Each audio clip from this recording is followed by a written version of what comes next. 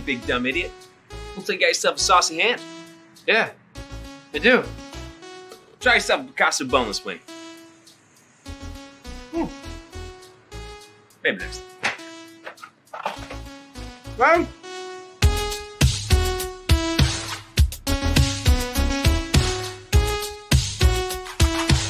Outlet Liquor is your place to buy a case. Stock up and save when you shop the lowest prices available every day at Outlet Liquor. You never have to wait for a sale. The more you buy, the more you save. Only at Outlet Liquor. What's your outlet?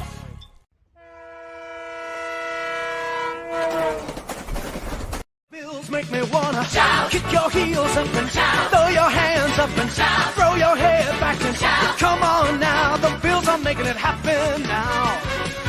Stand up now, come on and shout. Yeah, yeah, yeah, yeah. Say you will. Shout it right now, baby. Say you will. Come on, come on. Say you will. Come on and shout. Say you will. Yeah. Shout. Buffalo's happening now. Shout. We're on the move now. Shout. The Bills are happening now. Shout. They're making it happen now. Shout. We got the spirit. Shout. A lot of spirit, yeah. Shout. We got the spirit. Shout. Just watch it happen now. Hey, hey, hey, hey, hey. Let's go, Buffalo. Let's go, let's Buffalo. go, Let's go, Bills! Buffalo. Let's go, Buffalo. The Bills make me wanna Shout. The Bills. Report the news. Yeah. Folks, welcome into a new edition of the Crowd Assist podcast. I'm your host, as always, Kevin Masseri, here with Mike Bunt, Matt Weston. Glad to have Matt Weston on. Actually, usually our normal Texans sponsored co-host that we have on here all the time to talk Texans. Obviously, as we know, the Bills are not playing the Texans, but Matt is also a very good guru at breaking down quarterback play. He's been watching Allen since the draft. So we're, obviously has some stuff on Mahomes for us as well. So we're very excited to have Matt on. Matt, how you feeling today? I'm doing great today. I'm excited to talk about real football after covering 17 games of Texans football. That's that right. were effectively over after Tyrod Taylor popped his hamstring against Cleveland. So this is vacation to me. It's like all the Texans watching is led up to be able to watch real good, enjoyable football instead of the slog this season was for the Houston Texans. I could only imagine. No interest then. We'll start right there. No interest in Dable or Leslie Frazier, you think, from the Texans? For the coaching stuff for the Texans this year, unlike last year, whenever we thought Deshaun Watson was going to be quarterback in Houston for a long period of time, you have an idea of what you're going to build your team around. Where I want to either Bieniemy or Dable last year because Dable runs a really quarterback heavy offense and Bieniemy's been able to orchestrate a very great spread attack with Kansas City. This year, it's there's not a level of talent or cornerstone players or anybody really kind of build around for the future. I think Tyus Howard's the only guy who we'll probably see here for the next 5 years or so as far as being their future left tackle there. But it's hard to get really excited about one candidate or the other just if you don't have mainstay talent on the roster at all. And so they decided to try to find someone they can kind of grow the team with. So I don't really super care about who they end up hiring, just because it's hard to really have a good feel for it, just because of the lack of talent on the roster in general. Getting good players is what matters this year, not necessarily who they hire as the head coach. That's true. That's interesting if they go with Flores, if that Watson connection or what's going to happen down there, Matt. We'll keep us posted out of the AFC South. A lot to talk about here today, AFC South being one of them. Here later in the show, maybe with the Bills-Titans rematch to come. Obviously, we have Matt on today. I will say I believe the Texans probably are my favorite team out of the AFC South. So best of luck down there in that division. Certainly don't like Jags fans up here since our connection in the playoffs many years ago. The Houston game that these teams just semi-recently played in the playoffs. It wasn't that long ago, really, where it was actually a really good football game. We had the random ref come on the field from, changing the call, which was the wrong call, but I'm glad they didn't call it a touchdown on that weird, whatever your returner was at that point, not kneeling, just throwing the ball forward, really bizarre play. Shouldn't have been a touchdown in theory, but just it's the weirdest thing ever. But then you have this ref coming on the field from nowhere. It was a weird connection there with the Texans. But obviously, unfortunately, Matt, teams have gone in different directions since that point. The Bills continue to rise. The Texans have had their issues going forward, but now the Colts kind of came up. And they're around here too, and they've kind of put a beating on the Bills in one of those crazy weather games earlier this year, back when the Bills are kind of slumping a little bit. And in that crazy Titans game as well, where many arguments around if Josh Allen slipped or not on 4th and inches from the 2-yard line. So I believe he did. I don't think Justin Simmons makes that. He made a great play. I don't think he brings down Josh Allen with one arm. But we'll never know. Maybe next week we'll find a little bit more out. Yeah, I think he slipped. Yeah, I think, and so I know personally, I'm rooting for a Titans Bills, AFC Championship game. I think after watching the video and thinking about looking at the numbers and stuff, I think that's what we're going to end up seeing as well too, just based off how this matchup looks for Buffalo this weekend and the way the Bills are playing, then also the way the matchup looks for the Titans and the Bengals and their game they have on Saturday at 3:30. Yeah, we'll start there too. I want to start with it quickly. How lucky was their path? The Chiefs and the Bills should be the AFC Championship game. I think. I think they're the two best teams in the AFC. But the Titans get the bye, so they don't have to worry. Not that there was much resistance from the wildcard teams this season. It was pretty top 4 heavy, if you want to call it that. But the Titans do get the easier matchup now. They did get the bye. And they do get the home game next week, whether it's against the Bills or the Chiefs. So they lucked into a nice path there without Derrick Henry. Do you think that that's luck? Do you think that they I know you've mentioned off air that they do something right for them. You cover the division. So let's start there, because that game's first, obviously, with the Bengals going into Tennessee. Obviously, I think you have the Titans winning that, but do you think that that's lucky where they are today? That they got out of the AFC as the 1 seed. They do have that path that's a lot easier than what the Bills or Chiefs have to deal with. Yeah, I think the biggest thing the Titans is that they had that weird week 1 loss to the Cardinals where Taylor Lewan wasn't ready to play football yet, and Chandler Jones had 4 sacks off the edge, and he was unblocked for some of them and forced those fumbles. And then immediately they turned it around with their big win against Seattle and went a little bit of a roll there. But during their roll, that was when they were fully healthy. I know Julio had some injuries here and there, but their defense was healthy. Henry was healthy. A.J. Brown was healthy during that run of time. And they just were kind of cursed. They lost Jack Rabbit Jenkins. They lost Henry. They lost A.J. Brown. They lost Julio Jones. They lost Lewan for a little while. They lost Christian Fulton. They lost Bud Dupree. And they were just, hurt for a long stretch of the time. And even despite that, though, they were still able to win these bizarre Tennessee Titans games, being able to sweep the Colts and just winning with close wins out of nowhere, winning kind of with some fluke as well too, and still being able to derive wins from having a good pass rush, having a good front seven that stops the run, and then just being able to win with play action and hitting kind of some bizarre Ryan Tannehill throws. And so I don't think it was they're a bad team at all. I think they were just one of the teams that were able to kind of ride those one possession wins right after the injuries, and it went as perfectly as it could for them.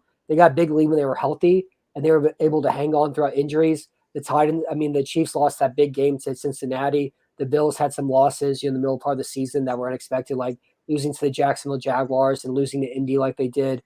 That overtime loss against Tampa was killer too. And so at times we're able to hold on, survive, not having Derrick Henry, and then be able to lock up the 1 seed, which gave Henry the extra week of rest. And now the Titans are back to health. They're at full strength. And they're really kind of a very difficult team, I believe, for the Bengals have to play up against, considering their strengths and weaknesses too.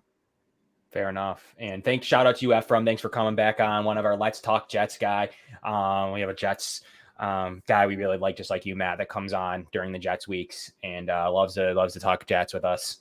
So appreciate you. And he's one of his followers. So appreciate you, Ephraim, from coming on, giving us the shout out there.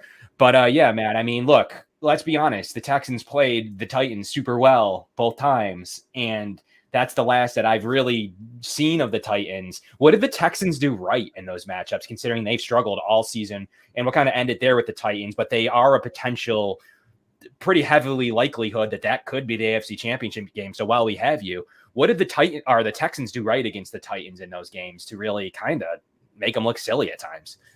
Yeah, the first game they won against the Titans, it was because they forced, I think it was 5 turnovers or 4 turnovers. I think it was 5 though.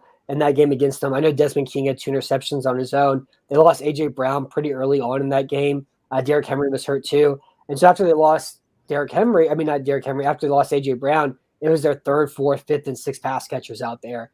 And there was just miscommunication on routes where, Tannehill thought they were running a dig. The guy ran a hook instead and led to interceptions, and the weather got bad at times too.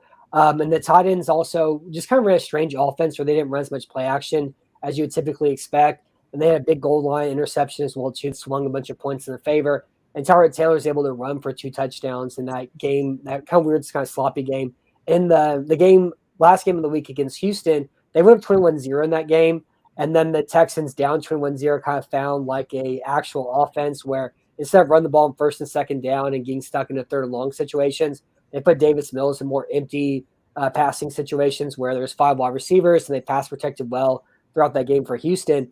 And like he found Danny Amendola a lot, which was really kind of absurd to watch, where Amendola had like 7 catches for 120 yards and 2 touchdowns and was able to kind of run some like real like slippery, like unusual routes. Like he would like run like a pivot route and just like break it up field wide open and things that I think were unexpected for the tight ends. I think too, them being up 21-0 and the whole like stadium the whole crowd left the stadium. I think they didn't really rush the passer as hard at times and kind of left the gas as well to allow Houston kind of come back to, but they were able to run the ball well to clinch it and had a really good red zone offense in that game. So I think it was like there were 2 entirely different Texans teams in those. And then the first one definitely was because of turnovers. And the second was just Houston kind of switching up to an empty spread passing attack they haven't run all year that really took the tight ends, kind of out of whack in that second half of that game. Fair enough. And the Bills really are rooting against the Titans, unfortunately, as much as I want redemption and I want to bury that franchise. I think both the Chiefs and the Bills would probably agree that the Bengals' path is better. Both teams would have a home game in that instance. So Saturday afternoon, I believe probably both fan bases, as well with the Bengals fan base, would be rooting for the Bengals to make the AFC Championship game. So that the Bills can play, as we've seen on our intro videos, can play that in front of their home fans. And that's what the expectation is. But we really appreciate your AFC South knowledge. And we got to turn our attention, though, to the current foe and probably the other best team in AFC. Let's leave the Titans out for a minute. The Kansas City Chiefs and Patrick Mahomes, who have found their defensive way, most importantly, struggled early on against the Steelers in the first quarter, lighting up that fumble 6. And just really struggled in that first quarter. They struggled against the Bills week 5. The biggest thing there, they'll tell you out of there is they played too much Daniel Sorensen. Still see a lot of pass snaps out of Sorensen, though. So we don't know that we can totally rule that out, as well as, they just feel like they're just that much better. We had that report today of Willie Gay and whatever happened there with the vacuum cleaner.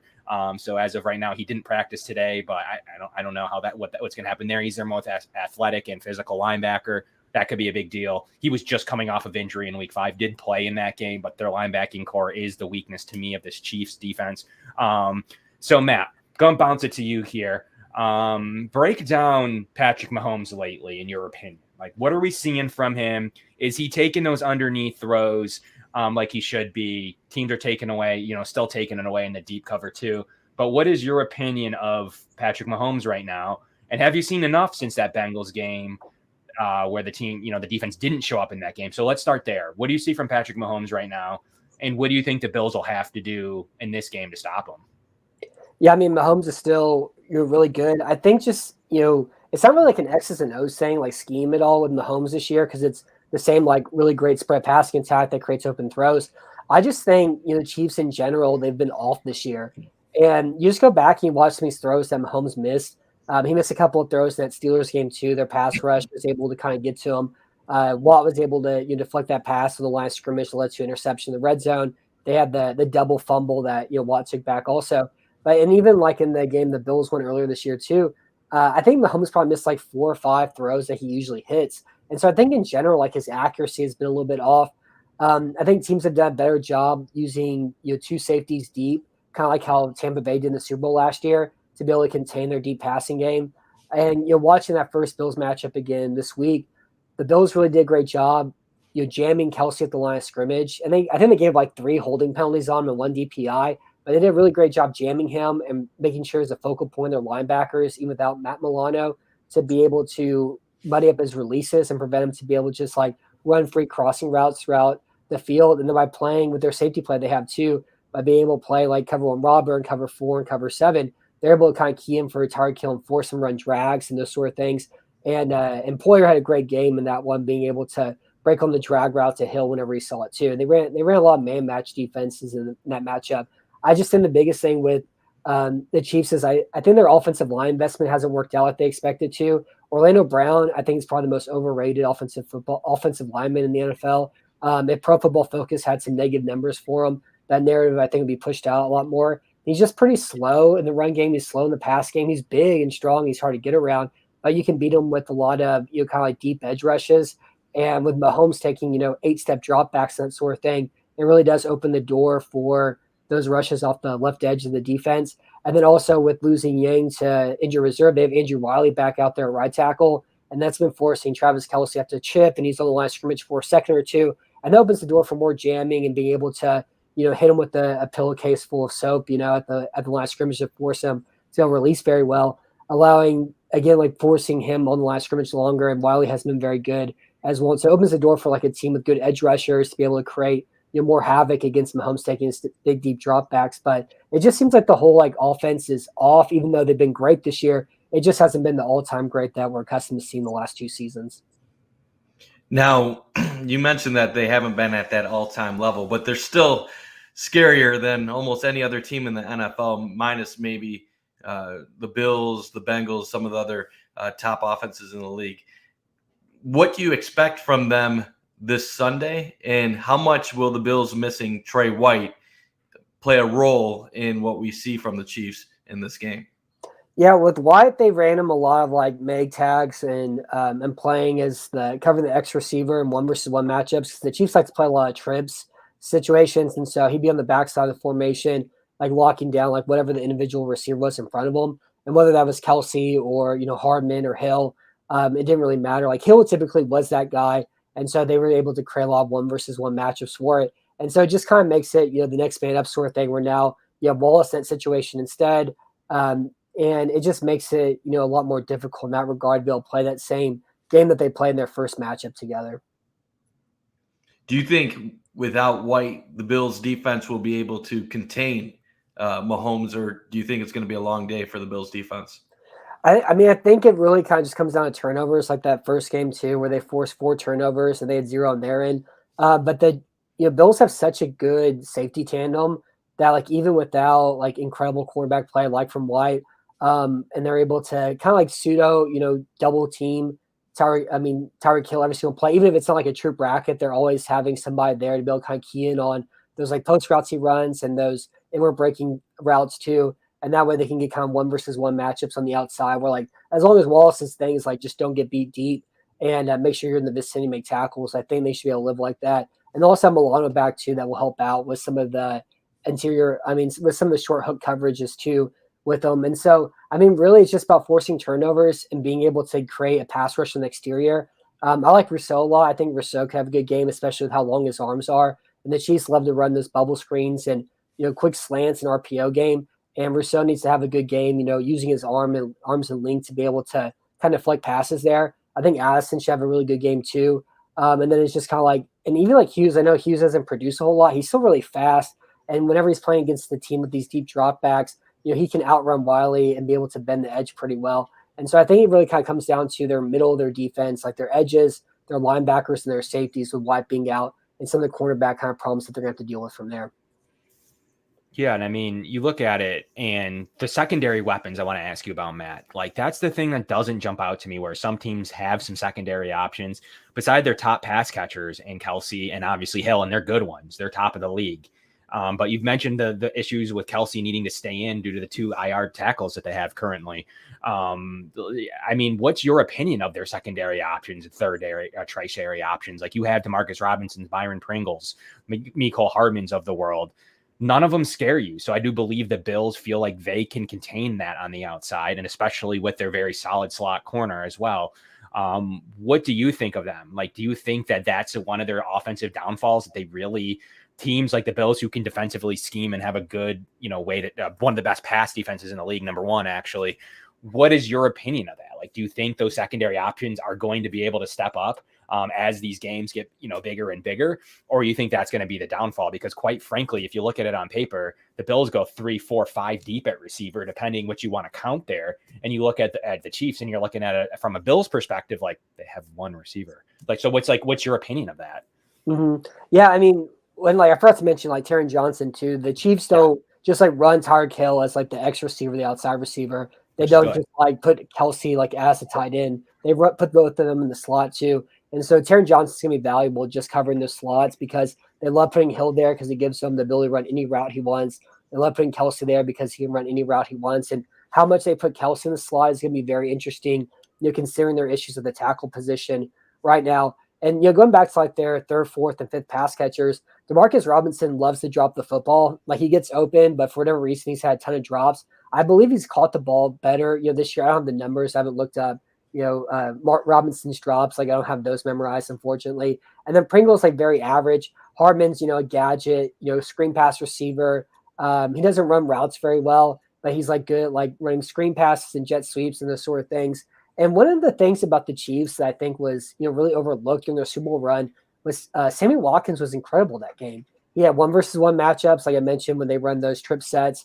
He had 1-versus-1 matchups by himself against the cornerback out there. I think he had 10 catches that game and was able to consistently beat man coverage to create, first downs, throughout that one. It was really vital. And the Chiefs haven't had that third wide receiver, since Watkins left, and they haven't made it a priority at all in the draft or free agency. They just assumed that Hardman or Pringle or Robinson would step up for him and do that. And it just has never come to fruition. They instead invest in their offensive line to build out the rest of this team, for this season. So I think that's kind of one of the keys for is that you can draw even more attention to just Kelsey and Hill against the Chiefs now because they don't have those third, fourth, and fifth pass catchers.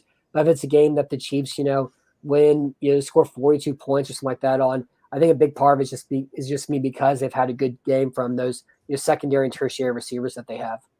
Now, moving it on from the Bills' defensive side of the ball to the offensive side of the ball, attacking the Chiefs, a lot was said about how Kansas City was going to be one of the worst defenses in NFL history in the first 5 weeks of the season, but they've really steadied the ship and it ended up having a pretty solid defense overall. Do they pose any threat to the Bills' offense with guys like Chris Jones back in the lineup and some of the changes that they made that Buffalo didn't have to go up against the first time? Or do you expect Josh Allen and company to kind of roll like they did on Sunday Night Football earlier this year? Yeah, I do think that this idea, the Chiefs defense is better down the stretch, I think has been kind of overrated. I think a lot of it just is because of the opponents that they played. During, you go back to this win streak that they had and when their defense played well, they beat the Giants who have a bomb offense. They beat Kyle Love and the Packers. They beat Vegas 41-14. And the Raiders are a team that's to run a real balanced offense. And once you get them throwing the ball every single situation, you're able to take advantage of that like they did. And they had some big turnovers as well too. And that one considered the infamous Deshaun Jackson fumble. They beat Dallas. That was probably the most impressive game that they had defensively, but they still forced 3 turnovers. They beat Drew Lock. They beat the Raiders again. And they also stopped the Steelers, and the Chargers are still able to score points on them too. And so I think a lot of it's just the opponent. You compare that to the losses they had earlier in the year. It was a healthy Lamar Jackson. It was a full strength Buffalo team. It was a full strength Titans team. It was a full strength Chargers team. And it was just a different range of opponents too than what they saw during their infamous run down the stretch. And I really think the biggest thing though for the Buffalo Bills offense is that the Chiefs offense has been sloppy this year. It's taken them a few drives to get going. We saw that last week against the Steelers that they were scoreless for a good chunk of the first half, and they really kind of had a barrage after that once they overcame the turnovers. And the difference here at the Bills compared to the Steelers is that they have a top 5 offense that's functioning at the height of its powers. Here down the stretch, and so if they do have a game where they come out slow and sloppy and they have 0 points on 3 turnovers, they may be down 14-0, 17-0 at that point. I think it's kind of crucial for Buffalo, like any team, of course, to be able to come out and run a really aggressive offense and take shots when they can, to try to get out in front or even put the Chiefs in a situation where they'll become one-dimensional early on in it. And to add on top of that, I like your point about going up against some of the quarterbacks. Maybe that's why the defense performed better. I think you could say the same just with their overall record. You look at them, the 3 teams remaining in the AFC, the Chiefs are 0-3 against. Obviously, they're considered basically the favorites to come out of the conference at this point. But do you think there's an overconfidence from their fans and maybe the media alike when they really, against the top teams in the league, didn't perform that great against the AFC top teams? And even, like you said, against the NFC, they played Jordan Love when he was on the Packers, and Dallas, they only scored 19 points against. So do you think maybe some of this is just maybe overhyping them based on past results when it's not really all deserved heading into this matchup? Yeah, I think it is past results and like the name and the team, and I really enjoy watching Patrick Mahomes, but now watching like an NFL telecast with them has just become kind of like unbearable. Where there's a video of him as a child singing his like ABCs or singing Christmas carols. It's like only Patrick Mahomes gets that sort of level of coverage nowadays. But it's just a lot of it too. Is you just look at the box score, you look at the win record down the stretch. That is kind of typically how it's looked at, and it's like it's the Chiefs. They're really good. Look how many games they won in a row. Look at the points they allowed. But I do think the biggest difference is just the opponents. Is that the schedule was a lot easier in the second half of the season. They played their toughest part in the beginning half, and it did feel like earlier in the year too that these teams that the Chiefs had kind of conquered and dismantled. The past 2 seasons they were getting their shots in. With the Ravens winning, the Bills winning, the Titans winning, and I guess you can even kind of say the same thing about the Bengals kind of picking up down the stretch and knocking them out of the 1 seed too. So I think it's just more about the opponent and kind of the team name itself than their performance has been this season. Yeah, for sure. I mean, you look down that roster and you definitely see some winnable matchups, Matt. And, I want to continue to stay on the topic of the Chiefs defense and their cornerback play. Do you think their cornerback play has been better? Like, tell me about we're focusing on the Bills pass offense right now, but because look, we just mentioned on the last kind of segment that the Bills have 5 good pass catchers. You're trying to take away, whomever, the Patriots couldn't get it done. Like, and they're one of the best defenses in the league, nor could a lot of teams if the Bills are humming. You have Emmanuel Sanders that's hidden there. You have obviously Gabriel Davis as a receiver that, does certain things right. You have even Isaiah McKenzie in a role, beating man coverage, beating up slot corners.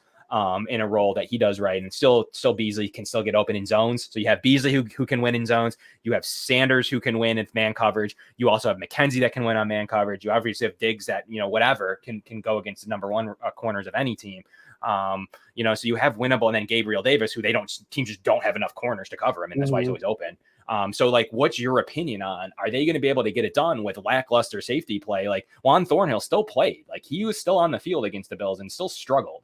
So you play Juan Thornhill all you want. He's had a pretty good year per PFF, 22nd ranked safety, and Tyrann Mathieu, a 40th ranked safety. But Daniel Sorensen's obviously 92 out of 94, still played 800 snaps this year. So that safety play there, you have a mixed match of L'Jarius Sneed and Rashad Fenton and, DeAndre Baker at times, Mike Hughes, Travarius Ward, just a bunch of guys. And last year they were able to kind of win against the Bills by holding. Straight up, that's what they said, and nothing was called. Josh Allen has the least amount of holding calls in the NFL. We don't know why at this stage in the secondary. So it's an interesting stat. We saw it come to fruition against the Buccaneers in a non-call against Stephon Diggs in the end zone to win the game, and then a call against the Bills in overtime against Levi Wallace. Though Diggs one was worse. So we're wondering if it's just Josh Allen's style that doesn't get him the calls because he's physical. You don't know if he's going to run, if the receiver's blocking. Like, we don't know. But the fact is, Josh Allen statistically has gotten the least amount of holding and pass interference calls in the NFL per 100 pass attempts. So Matt, with all that being said, what do the KC Chiefs have to do to stop those 5 weapons? And let's not forget one final point: Dawson Knox, who's been feasting right now this season. Now, we mentioned already the winnable, I don't know what's going on with Willie Gay, the winnable matchup could be at the linebacker position for the Bills, not only in the passing game, but in the running game that's also getting going with Devin Singletary. Why have the Bills' offense been good lately? They can run the football, and they've ran it in the top 4 in the league since the new revamped offensive line, which all it was putting in Rick Bates at guard and keeping Darrell Williams at guard and not tackle. So all that combined, what do you say about the Chiefs' cornerback room and now having to cover Devin Singletary and Dawson Knox? Yeah, I think it's ridiculous how much talent they have in that position. Really, you're watching that Patriots game last week. The Patriots tried to play cover one, rat, and they would use that rat linebacker to spy Allen, but they just didn't have the ability to run with him at all. Like it was like Bentley falling on his face. It was Hightower getting crushed a lot. Hightower like a really tough game going up against the Bills' power run attack that they started using. You mentioning the rushing attack that they have going on right now. I think part of it's the offensive line switch, like you're talking about. But also they moved from like an outside zone game to a power run game. And like I think Brian Dable just wanted to marry their run and pass attack to be able to create more open bootlegs for Allen. But like Allen's so good and like he has so much speed on the outside that even if you're running play action off a power run attack, it still has been working out really well too. And so I think by switching up to that power run offense that gets outside of the tackles has really helped out with that run offense too. But the Patriots couldn't play man coverage against Allen. Even if everything was covered, he would take off and run. He did that throughout the game. He was really kind of unstoppable on the ground. And then whenever he did have a matchup individually, he was able to use his eyes to be able to hold safeties and create throws and come back across the field and hit guys wide open. And the Chiefs play like it's like watching Buffalo. Like they play a little bit of everything coverage wise. It's like hard to watch the Chiefs secondary, kind of like how Buffalo secondary is, where they run some like man match and zone match schemes that without having a playbook, it's kind of hard to discern exactly how each piece fits in it. But the Chiefs will play like a lot of like they love to rotate their safety, so they'll play like Tampa 2 and inverted Tampa 2. They'll play cover 4 and cover 7. They'll switch to man coverage as well. They do a good job like just being able to stay on top of their routes.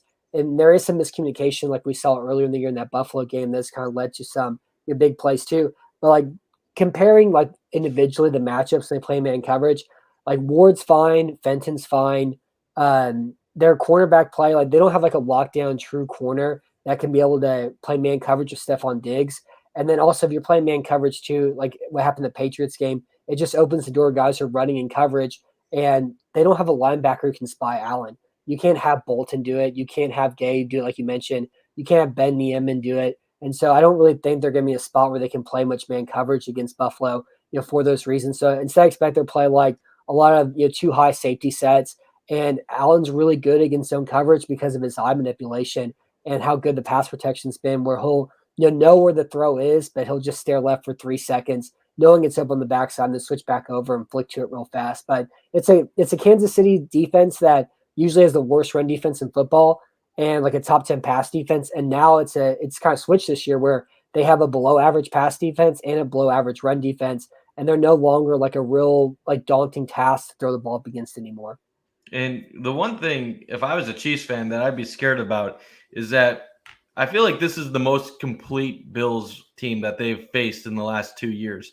You just look at the progression of where Buffalo was and where they are now. The first time Mahomes played Allen, it's in an empty stadium, horrible weather. Allen struggles, just overmatched. Chiefs run the ball all over Buffalo. Second time, AFC Championship last year. Cole Beasley's playing with a broken leg. Stephon Diggs was hurt a little bit. Zach Moss, who was getting a boatload of the carries, hurt. And Dawson Knox wasn't nearly the player he is now. You go forward to earlier this year, obviously the Bills at that time, very pass heavy. Offensive line was a bit of a problem, but they played well enough that game to get it done. But I feel like at this point in time, you have a Bills team that's firing on all cylinders. They finally appear to have an offensive line that's not only pass protecting, but they're also creating holes for Singletary. You have a run game for Buffalo, which they were praying for all season. And then, like Kev mentioned, you have a healthy Stephon Diggs. You got Cole Beasley, Emmanuel Sanders, Isaiah McKenzie, Gabe Davis, and then you add in Dawson Knox. I don't know if Kansas City or any defense when the Bills are on really have the pieces to stop Buffalo. And I know Vegas probably wants everybody to go on the over with the 55 points, and CBS would love a shootout.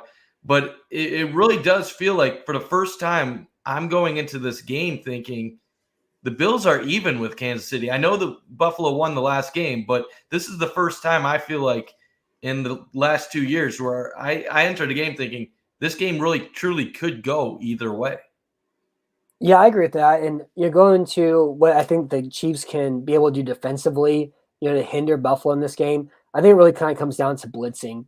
Allen has been great this year against pressure. He's had some problems against the blitz. And blitzing's tough for Allen just because it really kind of contains him in the pocket whenever you have like 5 and 6 guys coming after you because you have a defender for every gap. And so it limits the ability for him to, create rushing lanes in that regard. And compare like if you only have 4 guys rushing the passer, there's always an open gap available to you. But whenever you're blitzing 5 or 6, it narrows it. And Allen just has that propensity to like come backwards because he has the arm strength to be able to make throws downfield with it. And sometimes like it leads to incredible plays. Sometimes it leads to the stupid plays that we've seen over the years from him. But like if Allen blitz, I think Kansas City's going to blitz a lot, and they're going to run a lot of zone blitzes and simulated pressures, especially on third down, and just try to use that to throw as many bodies at him as possible. And like Allen's a quick passer and everything in that regard too. But for whatever reason, just the blitzes had problems for him. And the Chiefs are a good blitzing team. Like they have everybody in their secondary can blitz. Their linebackers can blitz well. They also have just really big defensive linemen too. They're good at using screens to create holes for other rushers coming through. Chris Jones is especially great at that. And they also like Warren's been a good defensive tackle. And so I think they'll have problems in like a pure front four pass rush with who they have. Their edge rushers haven't been that good. And like Jones and more been good in the interior. But I think they're going to blitz like 5, 6 as many times as possible to be able to throw as many bodies and limit Allen's ability to run because they're going to be able to do that their linebacker play or their coverage play at all in this game. Very interesting. Yeah, I tweeted earlier the matchup for the Bills against the pressure. They're 29th in the NFL at sacks at 31. They blitz 28.1% of the time and get the 6th most pressures from it. So, you're getting the pressures. The Bills are number 1 in pressure. So the Bills have been saying all season. The sacks finally came at the end of the year for the Bills. And they continued a little bit in the playoffs with 3 of Mac Jones. So this idea of pressure is coming into fold here for the Chiefs defense. 28.1% blitz percentage. Matt, what's the beater against blitz though? Here's my question to you. Agreed. Why hasn't Bill Belichick or others defensive minds, they've stared away from blitzing Allen at times? Why? I guess it's just he's so good against pressure. And also like it's just hard whenever you have less bodies to be able to play zone coverage against the number of wide receivers that they have. Though I think the beater though for the Bills against the blitz is the flat. Like Brian Dable has been a master at using the flat to create other open routes, or even like using the hook to open up the flat. McKenzie's been great in the flat. Singletary's been a great pass catcher in the flat. Knox is great in the flat also, and then you have Diggs and Davis who are really good at running the slant routes too. And so I just think like the flat area in general is probably where they're gonna be able to have a spot for be able to hit some quick shots against the blitz. And of course, like if you get Diggs 1-versus-1 man coverage, if you use trip sets, have him on the backside too, where he can run slants. Where the Chiefs just don't have a corner who can like really match up with them. I think Snead's their best corner just because of his physicality, but he has some problems at the catch point as far as just like finding the football, and just has problems with penalties in general. So I do think the flat though is kind of like their beater for whenever the Chiefs do bring 5 and 6 and 7, that sort of thing. Yeah, that's interesting because also the Bills don't use a second tight end. They think it's absolutely pointless. Brian Dable went away from using Tommy Sweeney as second tight end, which they were just like, we don't even want to use they don't even use an active roster spot on a second tight end. Just totally against what Jacksonville Jaguars have done, rostering every tight end in the league. The Bills just finally said like, we have one, he's really good. He can block, he can catch. That's what we need. If he gets hurt, we're not going to replace him anyways. Their backup tight end right now isn't who you'd think it would be. It is Tommy Doyle, their reserve offensive tackle who caught a touchdown in the playoffs. They took the best thing that happened to the Bills in that win 55-mile-an-hour Mac Jones 3-throw game. They copied the Patriots, and you're like, you know what? We knew they were running the ball, and the Bills actually did a better job against the run than people would believe. They were running a Navy offense, all right? The Bills did better against the run than people would believe outside of one. You can't take away a run. That's why they lost. But ultimately, Sean McDermott's going to say 90% of that game. They scored 14 points. Wasn't an issue. What did they do, though? They brought in the 6th offensive lineman. The Bills adjusted to it later in the season. But the Bills are now doing the same thing with Tommy Doyle in there and with Reggie Gilliam, a guy they didn't use earlier this year, who's been one of the best flexible blockers in the league. He has sprung Singletary many times, and you'll see him in this game, Matt. So that is a counter that the Bills will use. We'll take a weapon off the field if we have to. If you're going to blitz me, we're going to put Reggie Gilliam and we're going to run the ball into the blitz, or we're going to do other things to spring Singletary as we've seen. So is that a good counter in your opinion of what Brian Dable was able to do to switch to Tommy Doyle, taking a good weapon? The Bills were like, we have all these weapons, but if we couldn't get it to him, what's the point? So they finally said only 3 at a time. We might bring in Gilliam. We might bring in Tommy Doyle. Do you see that playing out this week, or do they not have to do that? Go to that employment? Yeah, that's a great point. I don't think like Kansas City will blitz very much like on first and second down, but I think it'd be more for, like third downs to try to get off the field. But going back to, Gilliam as a run blocker, one of the things that has made the Bills run offense so great down the stretch, of course, is Allen's ability as a runner. And like as we know, like when the quarterback's a runner, that just means that you have one extra guy to block in front of them. And so they'll run that power play where they have Morse pulling, they'll have a guard pull or a tackle pull, and they'll have Gilliam pull as well too. And then you have a wide receiver on the outside blocking. So Al will run power with four lead blockers in front of him. And those plays he's been excellent at. He's been able to run through tackles out there, make jukes out in the open field. And the Chiefs, run defense, their defensive tackle plays great against the run. On the edges, they're pretty soft. Their linebackers are slow. And this is a better linebacker group than they've had the previous few seasons. Anthony Hitchens was their best linebacker for that loss to the Patriots, the Super Bowl win, the loss against the Bucks. And now they at least have like some young talent at that position who can run, make some tackles too. But it still isn't like a great front seven at all. It still isn't a good linebacker group. And so I do think, they'll have success when they run their stretch run plays, when they run counter, when they run trap, when they run that quarterback power outside the tackle box. And like Gillian, like you're mentioning, is a great open field blocker on this run plays. Certainly. And like, I think one of the biggest things for me right now is the last question about the Chiefs defense here is we've talked about pretty much everything else. The defensive line is something I'm not personally, beside Chris Jones, that enthralled with. What's your opinion on the Chiefs defensive line? Do you think it's going to create mismatches? Like, where do you think, like, the Alex Okafors or, the Michael Dana, Melvin Ingrams of the world? Like, Melvin Ingram's getting a lot of credit here for this low budget trade, but like, is he that dangerous right now to the Bills? Like in the AFC divisional round, he was just a good piece, like you've mentioned, against the competition that they've got to play against at times. So talk to me about the D line, and are they not getting sacks because teams are getting the ball away quickly, or are they not getting sacks because they're not good?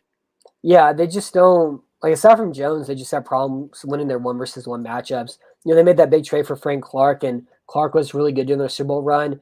Like last year and this year, though, he just seems like out of shape. He doesn't seem like he's the same level of athlete, and that just may be like attrition by age, not necessarily like his like practice ability or how his actual body is right now. But he just doesn't have the same level like spring on the outside, so you're not really afraid of Frank Clark as an edge rusher. I thought the Jerron Reed signing was interesting for him because Reed had a really good season in Seattle, and that was like 3 years ago, and he hasn't done much at all this year. Okafor has always bounced around the league, and he's 30 years old now, and he isn't this even like a situational pass rusher that's any good in general. But yeah, the Bills have a good interior pass protection, like you mentioned, with the ability to have Williams there sticking at right guard and having like the tackle experience in pass protecting the interior. Morris is a great pass blocker, and then they've been able to fill in the left guard spot well too. And so I just think it's like if you get 2-3 guys on Clark, if you're able to, or even like one guy can, like if you're just slide to Clark so that way you can at least get 2 bodies on, be able to check and look for blitzes and loops coming through there.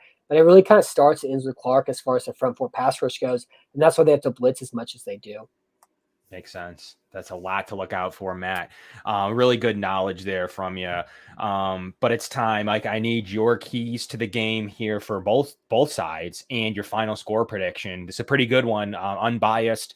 Your opinion watching both teams this season. I know you're rooting for a Titans-Bills AFC Championship game. Watch the world burn. Watch Bills Mafia Twitter burn. And then you probably have enough Titans fans or people on your feed to know too. So it would just be a total burn down of Twitter. But all that aside, give us keys to the game in this one, both sides, in what you see happening in Arrowhead. Yeah, so for Buffalo, and I think this kind of goes along with Kansas City too, it's how the refs are going to call the coverage in this game. Like, can Buffalo get away with jamming Kelsey at the line of scrimmage? Can they get away with being able to get slight tugs on Tyreek Hill as they pass him over in zone coverage? And it kind of goes back to Kansas City too, like you mentioned that game last year, the lack of holding calls that the Chiefs secondary had. And so I'm interested to see like how much they allow the cornerbacks to be able to use their hands in pass coverage.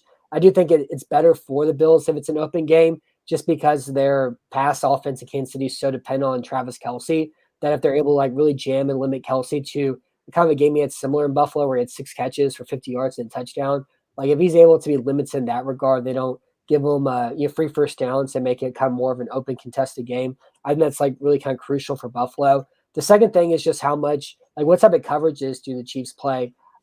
Is Josh Allen able to have enough pass protection, be able to use his eyes to manipulate zone coverage? When the Chiefs play man coverage, how are they, like how long can they cover for? Are they able to stay on top of their routes? And then when things are covered, is Allen going to be able to make the same runs in the open field as previously too? Winning the turnover battle, I know it's cliche that turnovers are like the most important part of a football game. But I think for Buffalo, just going up against this pass offense and kind of the demons of pass too, that this needs to be a game where they have to win the turnover differential.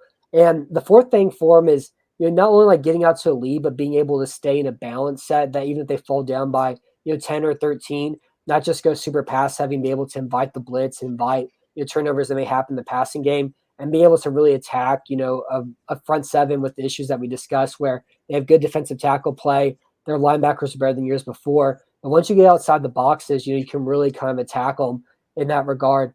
For Kansas City, I think it's, how good is Kelsey and Tyreek Hill? And with Tre'Davious White being out, can Tyreek Hill be able to get on top of Levi Wallace and be able to make some big catches? If he has 2 or 3 big catches, that's all he needs to really kind of turn a game around. And Hill's one of those guys too that even whenever he's not box score great, he still creates a lot of open matchups for everybody else on the field. The second thing is if they're blitz, how often they blitz, if their blitzes actually get there too. And then, the third thing I would say would also just be like their screen game. The Bills are going to try to play a lot of nickel. But if you're able to get some of these offensive linemen, they pay a lot of money for out in space. The Chiefs are notoriously one of the best screen teams in football. And so they're able to kind of get consistent yards on the screen game. McKinnon was really good in that regard last week and be able to break some tackles, be able to create easy yards for them. That's valid just because their run offense hasn't been what they expected it to be with all their offensive line investment.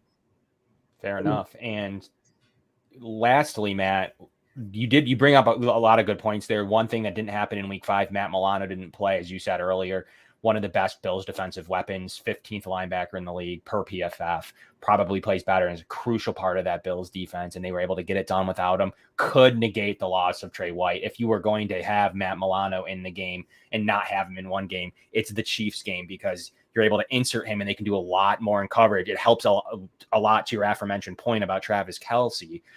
That's going to help them out a ton. They really, really like Matt Milano's physicality. They like his ability to really run with receivers. I mean, they will have him run with certain receivers, especially if they have dual players in the slot. And he's just a great pass rusher too. So watch out for the addition of Matt Milano in this one, where Chiefs fans are forgetting that the Bills are missing after Trey White and their safety play. We can't leave their safety play behind. Probably their best defensive player in Matt Milano. So he's going to be a pro addition to this. The Bills are super healthy. The one thing I don't know if anyone knows, unless you cover the Bills, they're missing Trey White, literally it. And a backup offensive lineman and Ike Butker, who isn't in their top 5, and Rick Bates is better. So they're really not missing anybody. So the Bills are coming in fully healthy. The Chiefs are fairly healthy themselves, depending on what happens with some of their names on the list this week. They're a little banged up, like you mentioned, on the O-line, but they're fine, in most places. But the Bills are very, very, very healthy. You don't want to be missing Trey White, but you're getting Matt Milano in this game, and you're getting him back at the right time in terms of how well the defense is playing in general. They held the number 1 spot for most of the season in yards and in points. At some point, that's not a fluke. You can't throw on the Bills. So we'll see what they're able to do here against the Chiefs. I need a score prediction from you, Matt. It's time. I need you to put all of what you said together. Give me a final score prediction and give me lock in your AFC Championship game. Yeah, so because like Mahomes is as good as he is, and I think Josh Allen's. I think we got to the point though where Rodgers is the most valuable quarterback just because their injuries this year in Green Bay and some of the talent limitations that they have there. I think Brady plays for the best offense in football. You consider their skilled players, their offensive line, the running backs they have.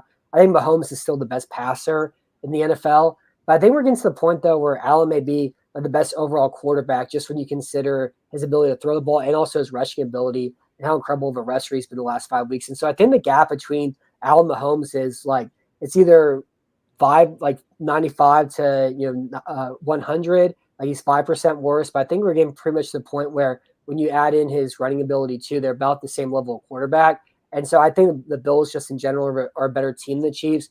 The Chiefs' decision to invest in their offensive line has hurt the rest of the roster this year. Like we mentioned before, their pass defense isn't as good as years previous. Their run defense still isn't very good. They don't have the third, fourth, and fifth pass catchers that they still haven't had since the Super Bowl run with Sammy Watkins. And so, but because of how great Mahomes is, despite the limitations they have as a team, I think Buffalo's going to win, but it's going to be 33-31. It's going to be very close. And this is just kind of like a testament to like their overall roster talent ability compared to Kansas City. And the fact that Allen is, if he's not as good as Mahomes right now, he's just slightly less of a player as him whenever you factor in his running ability as well, too. So you're locking in, and obviously we know you're locking in the Titans. So you're locking in a Titans, Bills in Nashville? Yeah, and I'm going to say the Titans will win 31-24, 31. And Okay. maybe like 31. Actually, give me 31-29 because the Titans have to play very stupid football. And the Bengals, I think, playing a playoff game after how they performed down the stretch against Vegas, that the game's probably be kind of like close and stupid also. So give me 31-29 Tennessee and 33-31 Buffalo. Okay. And then who do you have in the finals of the NFC? Green Bay, Tampa? Or do you have other? I had Tampa, and then the bracket got messed up after the Niners won. And like the NFC is kind of like rock, paper, scissors, where the Bucks can't beat the Rams, but the Packers beat the Rams, but the Packers can't beat the Bucks. And so I think the Rams are going to beat the Bucks this weekend. The Packers beat the Niners, and then we'll have the Packers beat the Rams in the NFC Championship game. And so the Niners, losing, or the Niners winning kind of threw, I think, a big wrench in how the Bucks, typically fare in that conference too. So you have the Packers in the Super Bowl. Who do you have winning that Nashville game down in next weekend? I think just because of how like the way Buffalo plays in the interior, and I think AJ Klein's a good enough third linebacker and their safety play. I would say Buffalo win that game like 27-20 and or, somewhere along those lines. So I'd say we're gonna have a Buffalo Packers Super Bowl this year. And if KC does pull it out this weekend, I'm guessing you're thinking the same KC Packers Super Bowl. I'm guessing. I would pick the Titans over the Chiefs too. Oh, okay. Just because of their play action attack, how good their front four pass rush is. They have a really deep secondary too. And like they just play them very well earlier this year when both those teams are very healthy. And unless like Derrick Henry just isn't himself, and we'll find out this week, I think the Titans would beat the Chiefs as well. Interesting. So Matt does have the Titans as the second best team in the AFC, being able to get through the Bengals, which is could be a tough test. We'll see, but most likely being able to get through KC if that happens. So Matt does have as the Titans as the second best team in the AFC, and the Packers as the number one seed out of the NFC. So we'll see how that plays in, Matt. We'll keep in touch with all of those results and all those predictions. I think they're pretty good ones there on the fold, and there's no one else. If nothing else, the Bills have one of the best quarterbacks in the league at his ability to stay focused and lead a football team. Intangibles. They're things you couldn't really give him in the pre-draft process that he's taken time to work at his craft, and his players love him. Like, it's not a Kirk Cousins situation. It's not one of those, he's corny. His players absolutely love it. He's fiery. He has this motivator about him that was just unrateable by draft scouts. And maybe one of their biggest misses isn't with his arm talent or his inaccuracy. The biggest thing was they were not able to, how players gravitate to him, to how the community gravitates to him, how he is able to lead a football team. Both his offensive weapons and his defensive players love playing for him. That could matter starting this weekend, as we've seen deep down in the stretch. He feels chapped that Lamar Jackson's in the Pro Bowl over him. He can tell you whatever he wants. He's the fourth best quarterback in the AFC per voting. Like, that's a joke to him.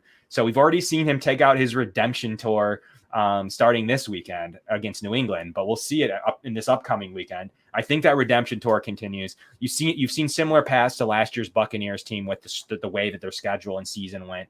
And you've seen similar progressions in a quarterback like we saw Patty Mahomes the year he won the Super Bowl, and finally being able to get over the hump to go to the bowl. I think the Bills are in position to show that that's possible.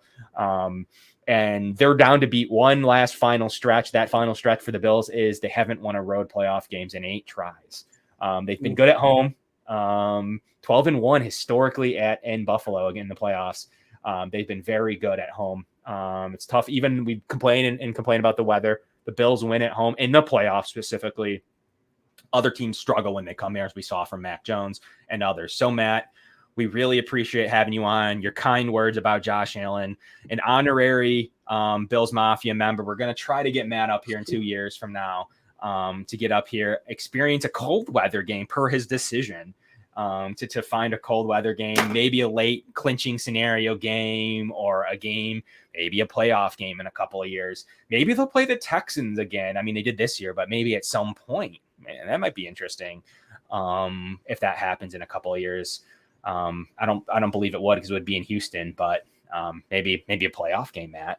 Who knows? Who knows? I have a Carhartt jacket and a pair of pants, and I think that should be enough to handle 15 degrees. I don't know anything all being from down here in Texas, but yeah, I don't like the cold at all. But I want to see it in person and really be able to get the full Buffalo experience one day. Underrated point in Buffalo is even in October, November, you can still get 50s and 60s here. It sounds nice. So you got to really push it into December if you really want the experience.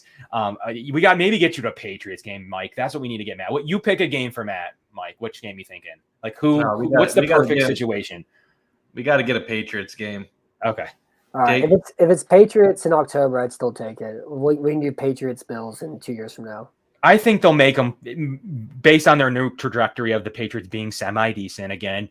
I think that they'll get the Decembers continuing in these matchups. So hopefully you'll get the best of both, Bills Patriots in 2 years, with a developing Mac Jones and all these pass weapons that they have, Jameson Williams, whoever that they have there. Hopefully it'll be a really good game, Matt, and we appreciate you being kind to Bills Mafia. But it's always a pleasure to have you on, seriously, man. And thanks again for your analysis of this breakdown.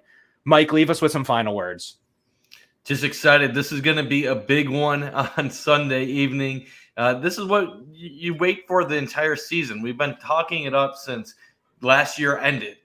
Kansas City, that's the big bugaboo for the Bills. That's who they have to get past to show that they're one of the premier teams in the NFL. We're at the point right now where it was kind of like with Peyton Manning and Tom Brady. These two teams are going to be facing off for years to come, but you don't want to be on that Peyton Manning side where you continuously come up short. The Bills need to get a win here, or else the talk continues for another year that you can't beat Kansas City when it matters. So we both know that the offenses are elite in this game. The question is, will either defense come up big and win a team a game? So I think it can go either way. I'm not going to make my pick today, but I'm excited for this one. I'll say that. Thanks, Mike. Appreciate you jumping in there for final words. But from the Crowd Assist podcast, Kevin Misseri, Mike Bunt, Matt Weston. Actually, Matt, tell us where we can find your stuff. Like if people just want to see your quarterback stuff or your Texans in general, like what do you have going on? I haven't asked you that. Yeah, you can follow me on Twitter at Matt_Weston. So there's 2 underscores in there. I posted some like Josh Allen clips and some some Kansas City clips as well too this week that you can check out. I should have a playoff preview for Saturday morning, hopefully like 6 o'clock in the morning, doing something to read before the games get going. And I should have like a 10 things, like just 10 things I enjoyed about the playoff round the week before. Hopefully next Wednesday as well too, kind of breaking down some of the things I enjoy about the divisional round. So you have all that playoff stuff you can read and listen to. And we also will do a playoff preview podcast at the podcast we do for Battle Red blog called Battle Red Radio. And you search for Houston Texans podcast, it should be there somewhere. And is all that on Battle Red, like all your 10 things, all that stuff? Yeah, it'll all be there too. Awesome. So go out there and check it. It's good stuff, guys. He really does break down. I found so many Mac Jones clips, even like so much good stuff over there to watch for from Matt. So everyone, take over, go over there and check out his stuff. He does post a lot of nice, unbiased stuff and is very kind to Josh Allen, and he always have been for even prior to his rebirth and rise to the top. So Matt, we appreciate you. From the Crowd Assist podcast, Picasso's Pizza, brought to you by Outlet Liquors. I'm Kevin Misseri, Mike Bunt, Matt Weston, our special guest, divisional round guest. Everybody have a great night, and we'll catch you Sunday for pregame. So everyone enjoy it. Bills make me wanna shout, kick your heels up and shout, throw your hands up and shout, throw your head back and shout. Come on now, the Bills are making it happen now. Is it all part of the equation or what? It is. It definitely is. It all ties in. The Bills make me wanna shout.